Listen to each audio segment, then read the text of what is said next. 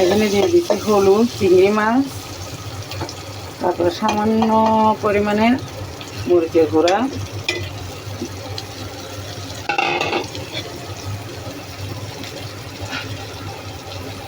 পরিমাণ মতো লবণ,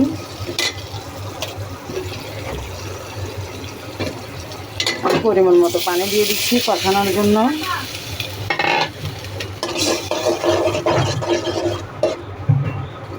ততক্ষণে কষুক একটু।